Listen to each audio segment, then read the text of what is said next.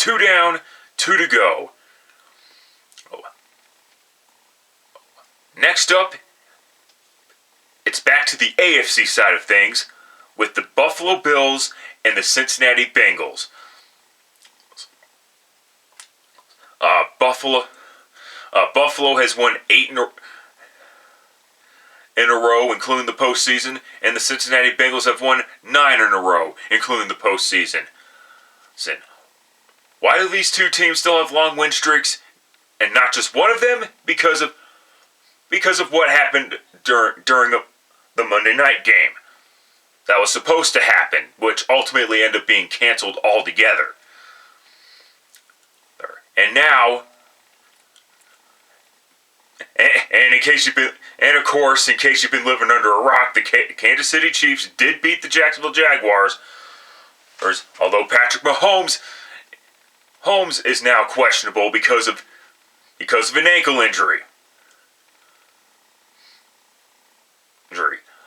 But so two questions. One, will the Kansas City Chiefs host the Cincinnati Bengals, or will the Chiefs go to Atlanta and play the Buffalo Bills in a neutral site?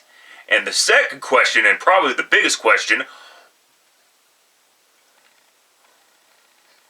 why is that scenario even taking place? It's because the NFL owners agreed to this shit.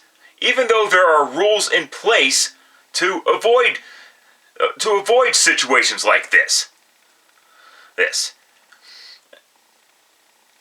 And I think it's utterly ridiculous that the NFL approved of this scenario only because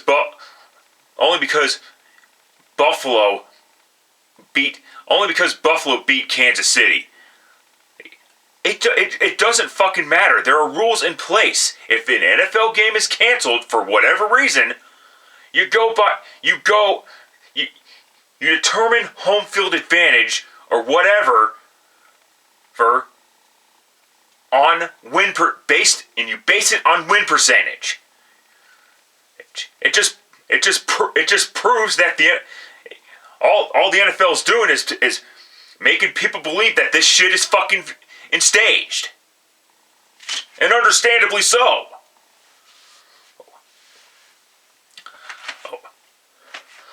I mean, it's not Kansas City's fault that the Buffalo Bills decided not to play just because a player got injured. And I get it. It was a scary situation. But remember, Damar Hamlin's first words on Twitter anyway were, "Who won?" What that says to me is that he would have wanted the Buffalo Bills to play on despite the situation. So give me a fucking break. That's why these rules are ridiculous. Listen, that's why the proposal is ridiculous. But anyway, nothing anyone can do about it now. I mean, but Jesus fucking Christ. Anyway, we finally get to see this matchup. Unfortunately, it's in Buffalo, and the sad part about it is we will never know who really would have won that game.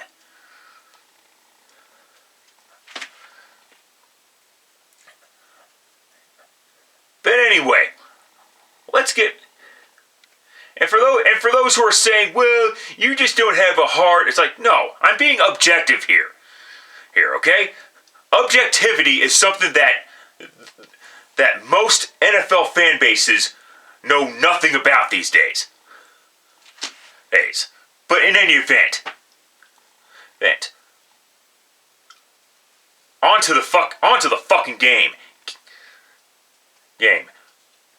The Buffalo Bills pass rush has been suspect as of late, and frankly, I was not impressed last week with their performance against the Miami Dolphins.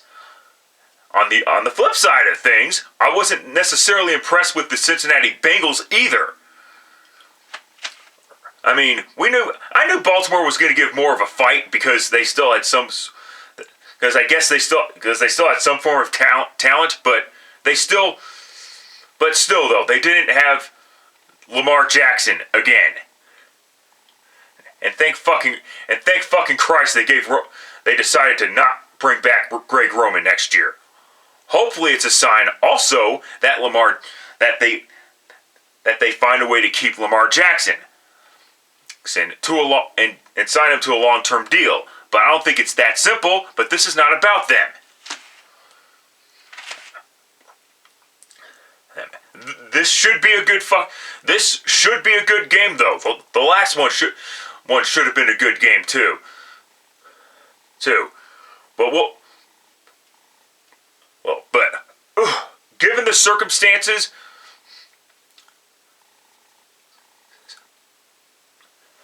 and all that shit, it is coin flip time, and just like the last time, just one coin, just one quarter.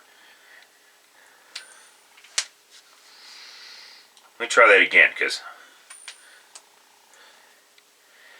Alright, sorry guys. Fuck the coin flip.